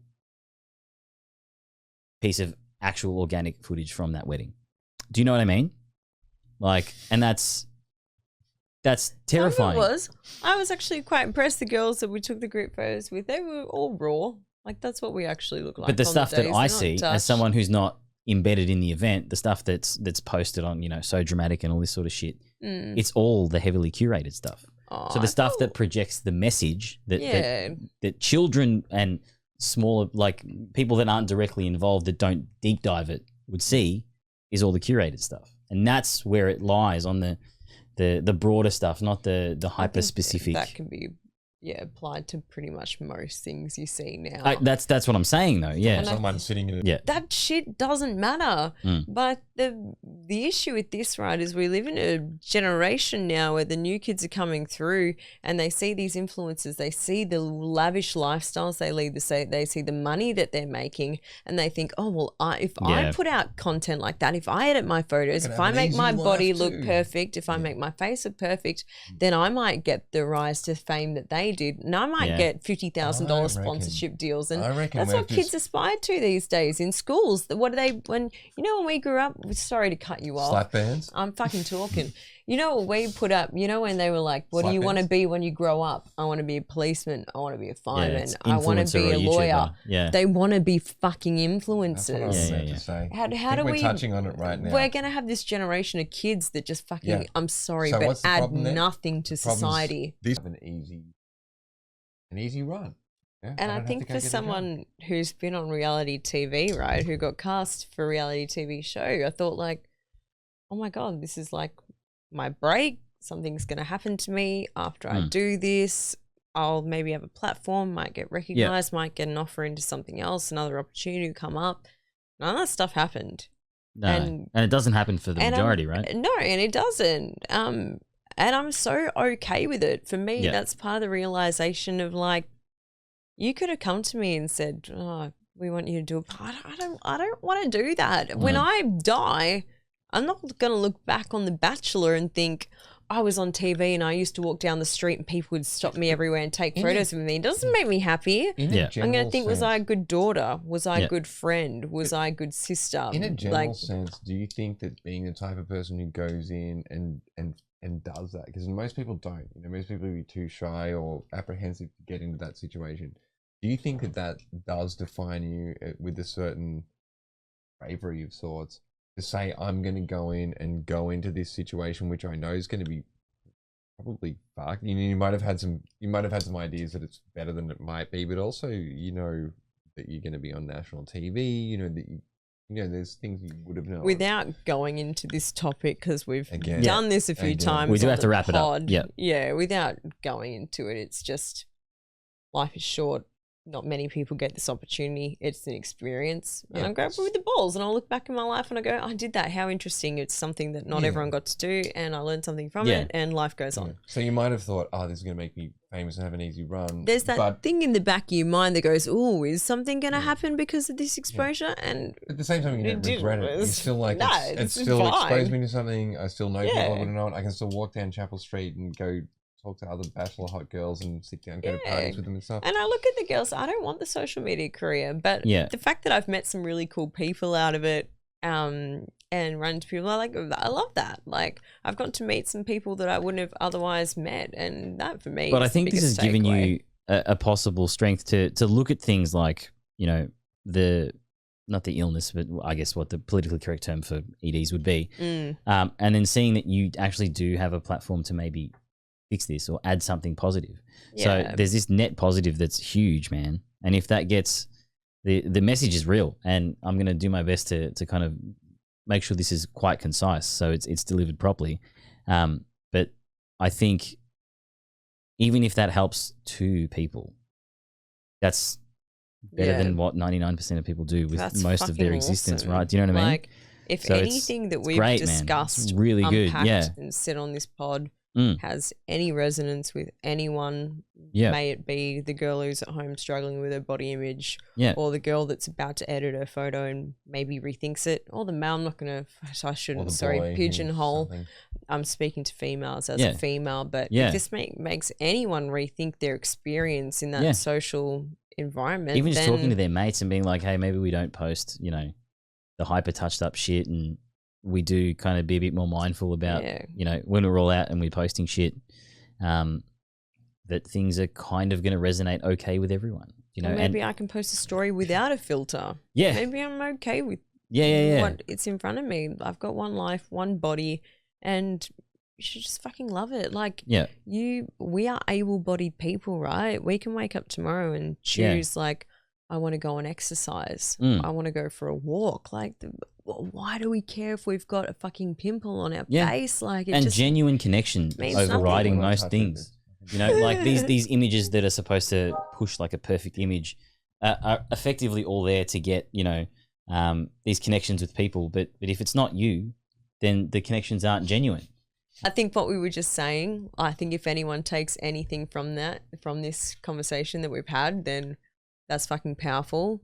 I hope that this promotes more open dialogue about this. I hope this promotes transparency for yourself and between others and what you're sharing. And that's pretty much it. Look after yourself, look after other people. And thanks for listening to Irrelevant Platitudes. That's really good. I've actually really enjoyed this part. I think. Yeah, thanks for letting me bring this up. Thanks for being part of it. Thanks for adding your experiences. Thanks for letting me and join. All we can do is chat. Yeah, I'm gonna be downstairs on my own, but thanks for letting me join it. Now I've loved this. If I had to wrap this up, I'd say that you're enough as you are, no matter what or who you are. Even if you're obese and it's a fucking health risk, it's no reason to be concerned. It might be a reason to about some things and take some action. And also that everything you fucking see is fake, no matter what. No matter whether it's your fucking friend who's wearing makeup in the room with you, or it's someone on the internet with a fucking photoshopped image or a filter or whatever the fuck, even if they've just picked a nice angle, it's not the same as actually directly experiencing something for yourself. And never forget that. Mine will be short and sweet. Be kind to yourself. Don't be delusional. And get better friends. No, I'm kidding. Thank you very much for listening. Where can they grab you, Steph? Online? Socials? Please don't. Please don't follow her on socials. But for us, obviously, if you are catching this pod, follow us at platpod on everything. Email is irrelevant.platitudes@gmail.com. Thanks very much for listening, and we will see you guys next week. Thanks, guys. What are you waiting for? I'm waiting. The car's cold. Get the fuck out of here. What? Fucking warm it up. Get out of here. All right. You heard the man. Get out of here. Thanks for listening to Irrelevant Platitudes.